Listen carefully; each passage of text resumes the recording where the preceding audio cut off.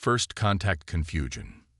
The Xenorian science vessel, Empirical Truth, hovered silently in Earth's orbit, its crystalline hull refracting sunlight in hypnotic patterns.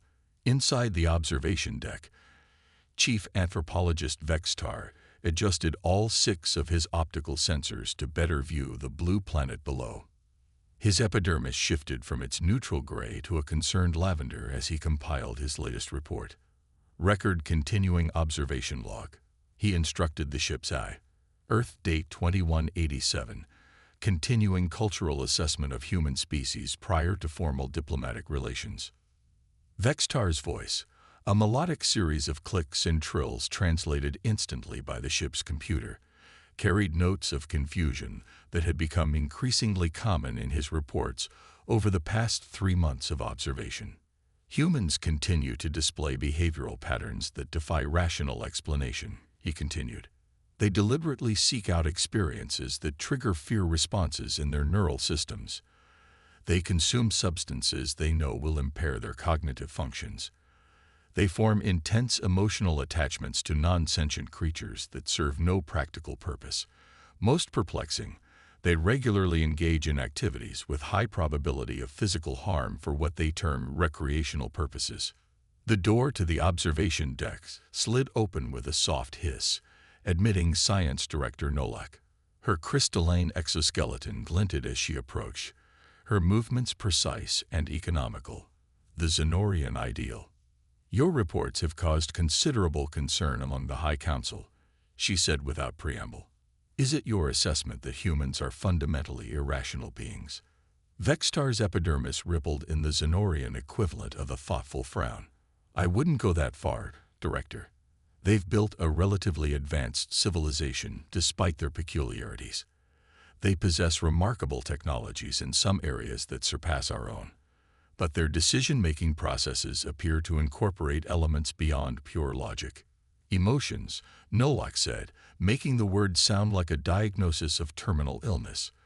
The Council questions whether such beings can be reliable members of the Galactic Confederation. We require predictability from our allies. With respect, Director, I believe further direct study is warranted before judgment is passed. Our remote observations may be missing crucial context. The Director's outer membrane stiffened slightly, a sign of disapproval, but she nodded. The Council has approved a preliminary diplomatic mission. You will join Ambassador Tilvin as cultural advisor. Your expertise on human behavior, however limited, makes you our best option. Vextar's skin flushed with patches of excited yellow before he regained control. When do we depart? Immediately, Nolak replied. The humans have agreed to receive a small delegation at their United Earth Government headquarters. We will establish formal communication protocols and assess their suitability for Confederation membership up close. 3 days later, Vextar found himself stepping onto Earth soil for the first time.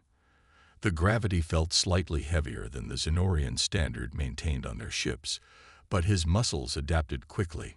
More disorienting was the cacophony of sensory input. Sounds, smells, and visual stimuli bombarded him from all directions in the busy diplomatic reception area. A human approached, female according to his studies, approximately 1.7 meters tall with dark hair pulled back tightly. She wore a blue uniform adorned with symbols of rank. His translator identified her speech as standard English. Welcome to Earth. I'm Lieutenant Maya Chen, assigned as your liaison during your stay. On behalf of the United Earth Government, we're honored to host the first official Xenorian delegation. Vextar performed the formal greeting gesture, extending his primary appendages with palms upward. We appreciate your hospitality, Lieutenant Chen.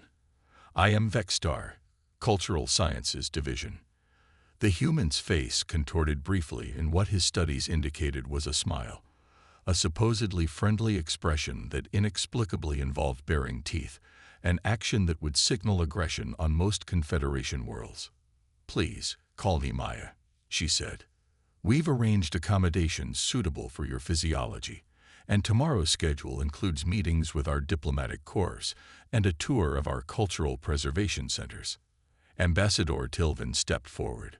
We are eager to learn more about human society. Our preliminary research has raised many questions. Maya's expression shifted subtly. I'm sure it has. We're quite aware that some of our customs might seem unusual to other species. I'm happy to explain anything that confuses you. Over the following week, Vextar filled hundreds of data entries as he observed humans up close. Their contradictions only multiplied with proximity. They claimed to value efficiency, yet engaged in lengthy rituals of small talk before important meetings. They professed dedication to health, yet consumed harmful substances for pleasure. They spoke of peace while maintaining formidable military capabilities. Most confounding was Lieutenant Chen herself. She performed her duties with admirable precision, yet occasionally erupted in what she called laughter, an explosive vocal reaction to situations Vextar could not identify as humorous.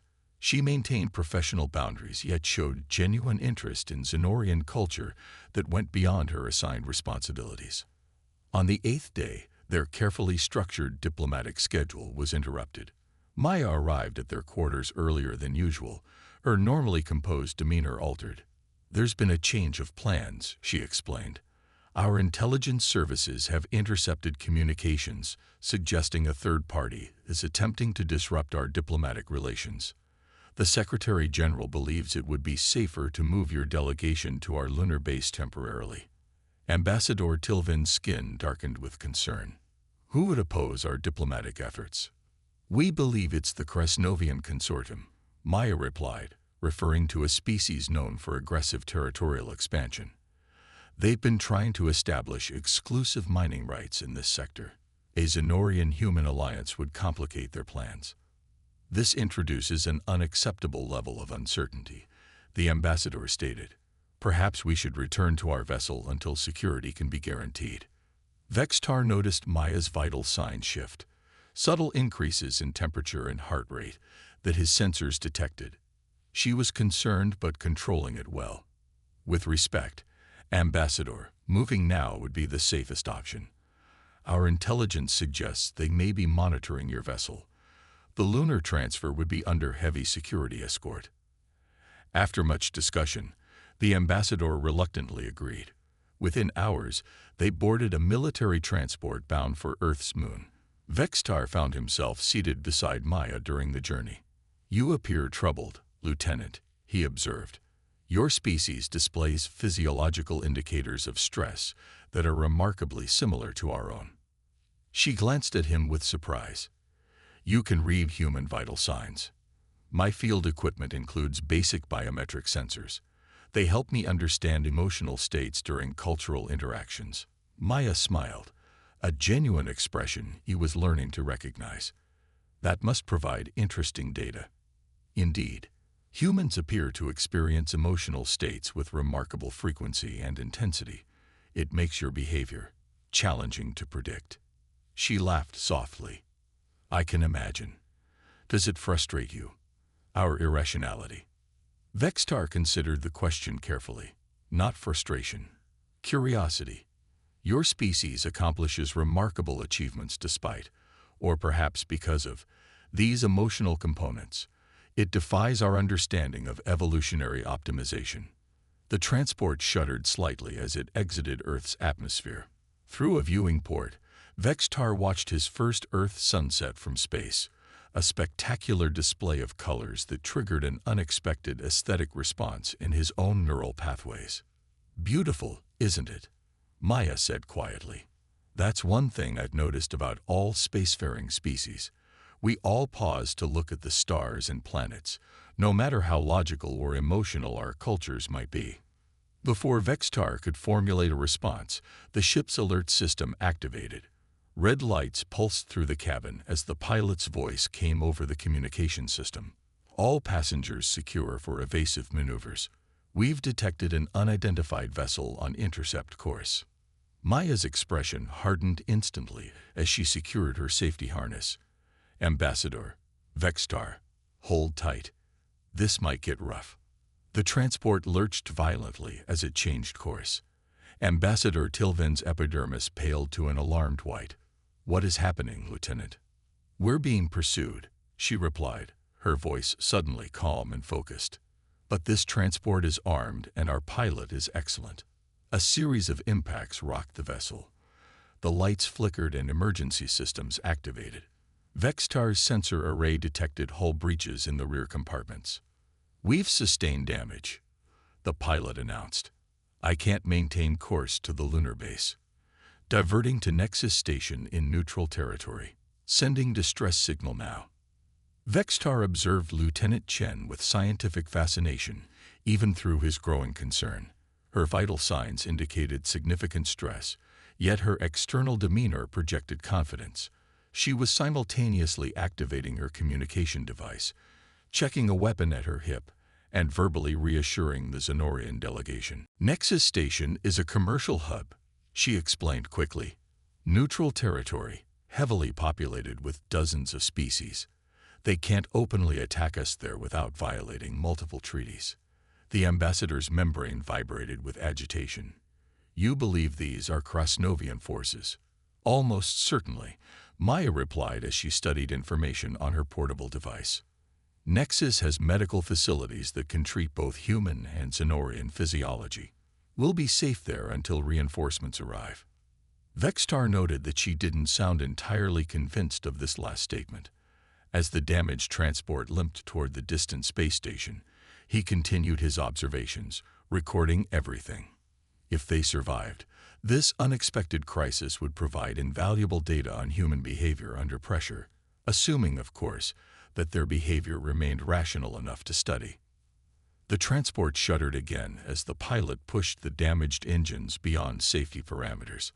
Through the viewport, a massive wheel-shaped structure appeared against the star field. Nexus Station, their only hope for sanctuary. "Prepare for emergency docking procedures," the pilot announced as warning lights bathed the cabin in crimson glow. "All passengers brace for impact." Maya reached across the aisle, placing her hand briefly on Vextar's arm. A shocking breach of Zenorian personal space protocols, yet somehow reassuring in the moment. "Stay close to me when we land," she said, her eyes intense. "Whatever happens, I'll get you through this." Vextar found himself believing her, despite all logical evidence suggesting their situation was dire. As the transport hurtled toward the station, he wondered if this irrational human confidence might be contagious, or if, perhaps, there was something to their peculiar psychology that his species had fundamentally misunderstood. The battle that changed everything. The transport vessel crashed more than docked at Nexus Station, skidding across the emergency landing pad in a shower of sparks. Emergency systems deployed automatically, foam suppressants coating the damaged engine sections as warning klaxons echoed through the docking bay. Maya unbuckled her harness with practiced efficiency, performing a rapid assessment of the Zenorian delegation. "Is everyone intact?" "Ambassador." "Vextar." The ambassador's epidermis had paled to a sickly gray, but he managed a shaky nod. Vextar's scientific curiosity remained engaged despite their circumstances. He noted that Maya had checked on them before her own human colleagues, an interesting prioritization. "We must move quickly," she continued, retrieving a compact weapon from a compartment behind her seat. "The station's security forces will respond to the emergency landing, but we can't wait for them. Our pursuers could have allies on board." The pilot emerged from the cockpit, blood trickling from a gash on his forehead. "Comms are down. I couldn't get a message to Earth Command." Maya nodded grimly. "Changes nothing. We stick to protocol. Secure the diplomatic personnel and find a defensive position until extraction." She turned to the Zenorians. "Ambassador, Vextar, stay between us. Do exactly as I say, when I say it. Can you manage that?" Ambassador Tilvin's membrane rippled with indignation. "We are not accustomed to taking orders from." "Yes, we can," Vextar interrupted, earning a shocked glance from his superior. "Lieutenant Chen's expertise in this scenario exceeds our own. Logical course is to follow her guidance." Maya flashed him a brief smile, that curious expression again, before her face returned to its focused composure. She led their group from the damaged transport, the pilot and another security officer forming a protective formation around the Zenorians. They entered the main concourse of Nexus Station, a vast open area teeming with diverse life forms. Under different circumstances, Vextar would have been fascinated by the rich opportunity for xenoanthropological study. Now he focused on staying close to Maya as she navigated through the crowd with purpose. "Where are we going?" he asked, matching her brisk pace. "The Nova Lounge," she replied quietly. "Mid-level security, multiple exits, public enough that an attack would cause diplomatic incidents for the Krasnovians. We can access secure communications there and wait for extraction."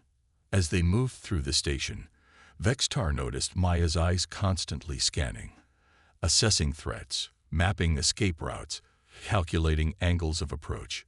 She was operating in a completely different mode than he had observed during their diplomatic meetings. More focused, more precise, yet somehow more alive. They reached the Nova Lounge, a multi-tiered establishment with atmospheric barriers separating sections, calibrated for different species requirements.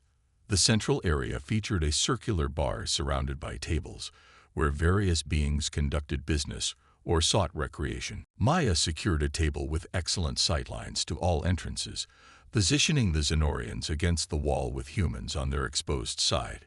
She ordered beverages, maintaining normal appearances, she explained, while establishing communication with station security using a local terminal.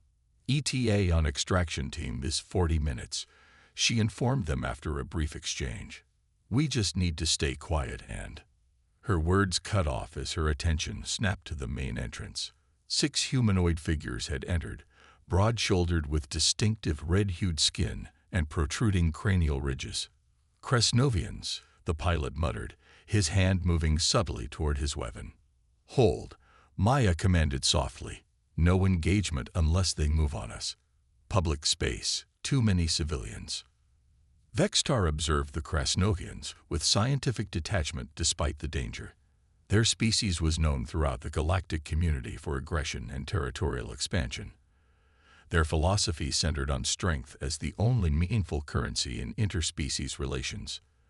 The Krasnovian leader, distinguished by elaborate markings on his cranial ridges, surveyed the lounge slowly. When his gaze landed on their table, his expression shifted in what Vextar recognized as satisfaction. "They've identified us," he noted quietly. Maya nodded fractionally. "They won't risk a direct confrontation immediately. Too many witnesses, too much security. They'll try to isolate us first." The ambassador's epidermis flickered with anxiety patterns. "What do we do?" "We wait," Maya replied, sipping her beverage with apparent casualness that contrasted with her alert posture. "Extraction team is coming. We just need to avoid escalation." That plan dissolved when 3 Krasnovians approached a table of Moran refugees, small, gossamer-winged beings who had fled Krasnovian expansion in a neighboring system. The leader said something that made the Mirans shrink back in terror. One of the Mirans, barely mature by their species standards, fluttered its wings in distress and accidentally brushed against a Krasnovian.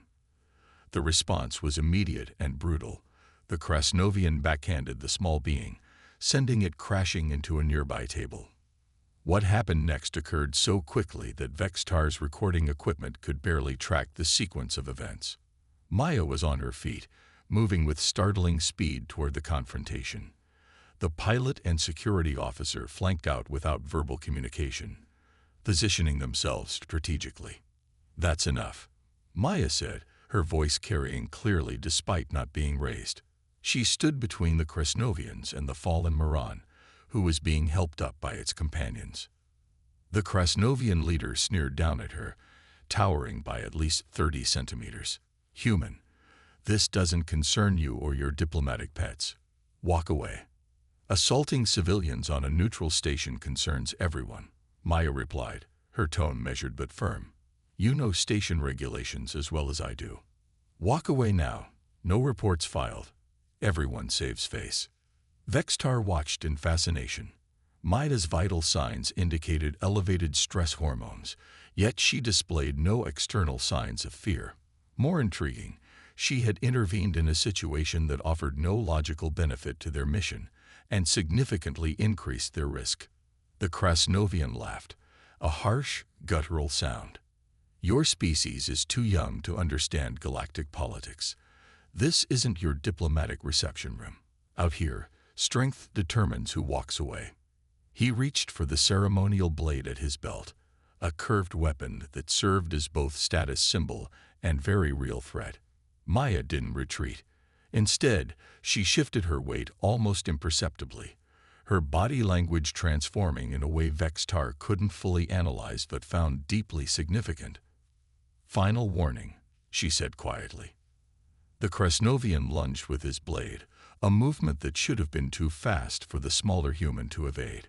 Yet Maya moved with impossible fluidity, sidestepping the attack while simultaneously catching the Krasnovian's extended arm. Using his momentum against him, she redirected his motion, sending him crashing into a table. The lounge erupted into chaos. The other Krasnovians rushed forward, weapons drawn. The human security officer engaged one directly, while the pilot positioned himself to protect the Moran refugees. Patrons scattered, some fleeing the lounge while others sought cover behind tables and barriers. Ambassador Telvin grabbed Vextar's arm. We must retreat. This violence endangers the diplomatic mission. But Vextar couldn't look away. The humans moved with a coordination that defied his understanding of their species. Without verbal communication, they had positioned themselves optimally. Maya handling the leader, the security officer engaging the most immediate threats, the pilot creating a defensive perimeter around the civilians. Most remarkably, they were succeeding against physically superior opponents.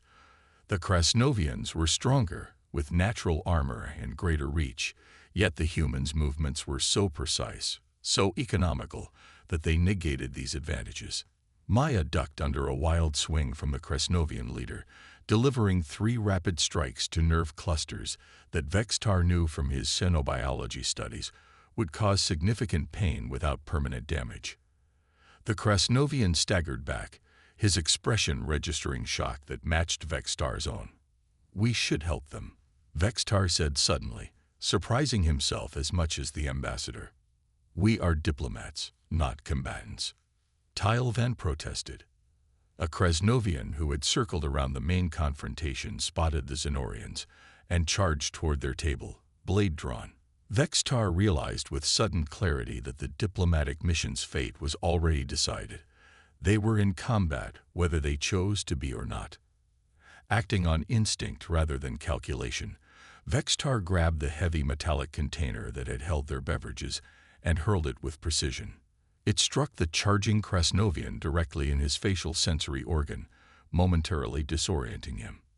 Maya, somehow aware of the new threat despite being engaged with her own opponent, called out, Vextar, down. Without conscious thought, Vextar dropped to the floor. A blur of motion passed overhead as Maya executed a flying leap that connected her boot with the Krasnovian's head, sending him crashing unconscious to the floor.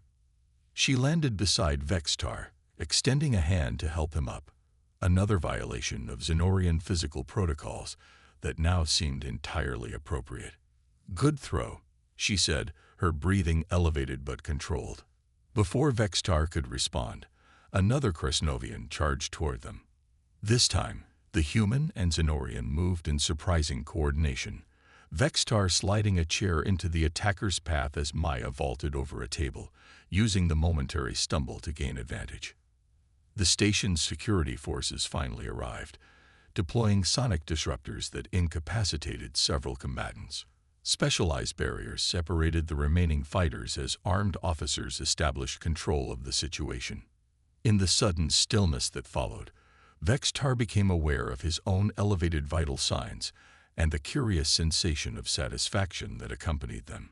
He had participated in physical conflict, something completely outside Xenorian diplomatic protocols, and had functioned effectively alongside the humans.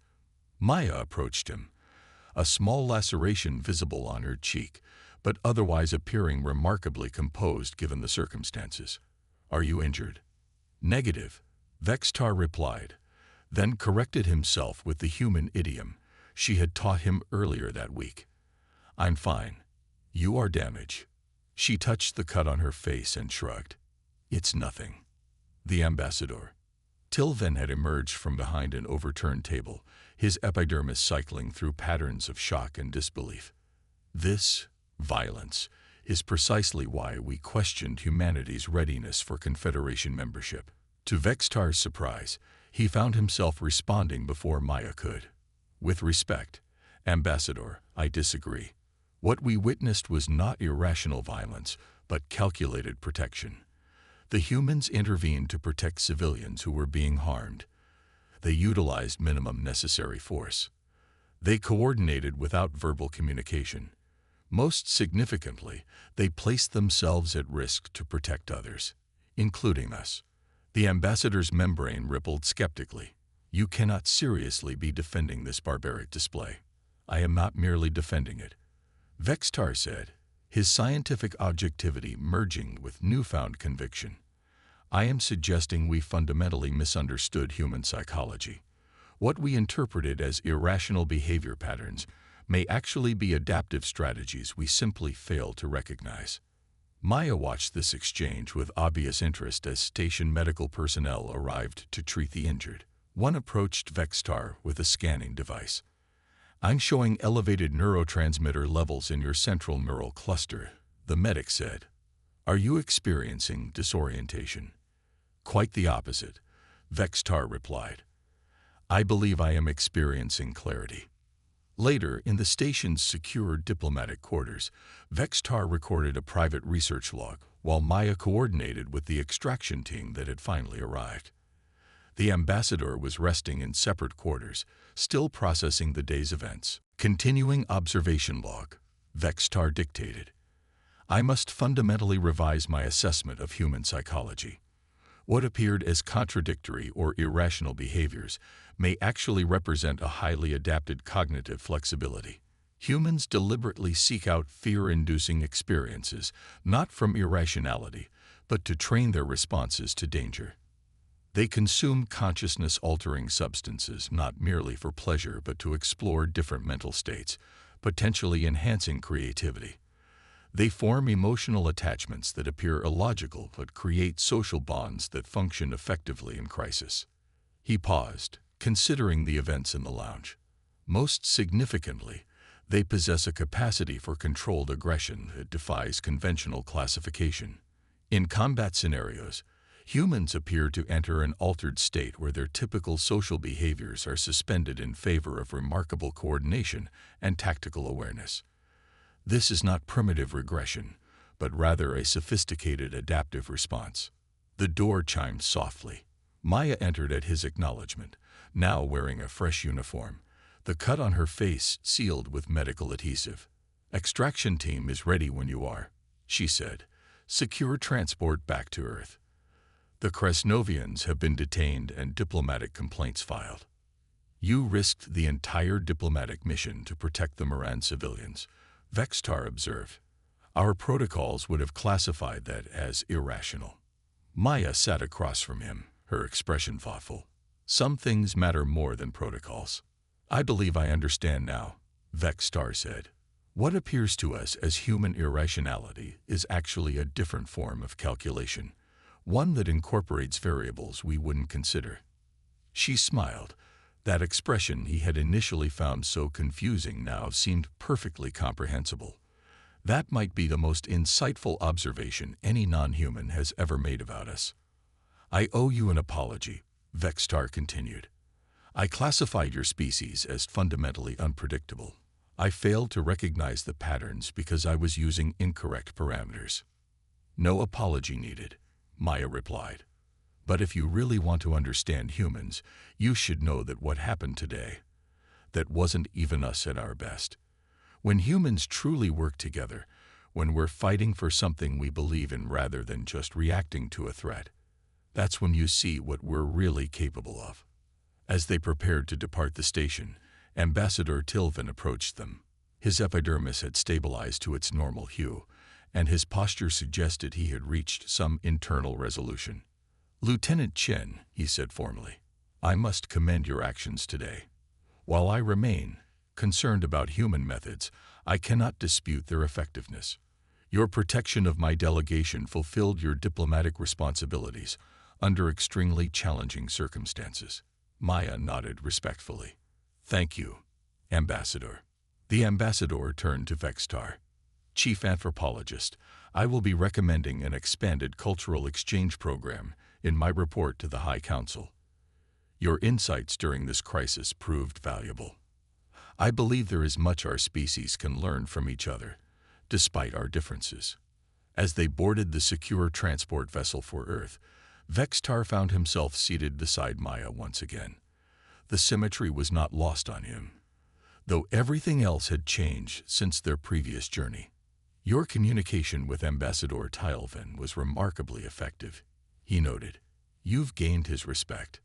Maya glanced at the ambassador, who was engaged in conversation with the extraction team leader across the cabin.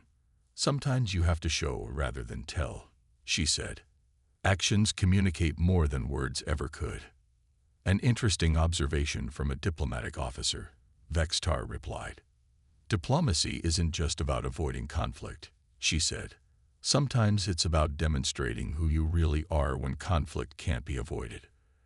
As the transport vessel accelerated away from Nexus Station, Vextar began formulating plans for a comprehensive revision of the Zenorian cultural database on humanity. He would need to develop entirely new classificatory systems, new analytical frameworks, new hypotheses to test. The humans remained puzzling in many ways, but he no longer saw their behavior as irrational. Different, yes, wonderfully, powerfully different, but following patterns he could now begin to discern. Their apparent contradictions were actually layers of complexity, their impulsivity a form of adaptability, their emotional responses sophisticated survival mechanisms honed over millennia of evolution. Most importantly, he had experienced firsthand what they were capable of when challenged, not just their physical capabilities, but their unwavering commitment to protecting others, even at personal risk. It was a quality that transcended logical calculation, yet served a profound purpose. As Earth grew larger in the transport's viewport, Vextar made a final entry in his observation log. Humans may be the most complex species we have yet encountered in the Confederation, but they may also be the most valuable allies. Their unique psychology offers perspectives our more logical species would never consider. In a galaxy of increasing complexity, such diversity of thought may prove essential to our collective survival. Maya caught his eye from across the cabin and offered a slight nod, as if she somehow understood the conclusion he had reached. Vextar returned the gesture, feeling something he had never anticipated in his scientific career, not just intellectual curiosity about a subject of study, but genuine respect for a species he was only beginning to understand. The transport vessel entered Earth's atmosphere, returning them to where their journey had begun. Yet everything had changed. A new chapter in interspecies relations was opening, catalyzed by a bar fight that had revealed more about humanity's true nature than 1,000 diplomatic meetings ever could.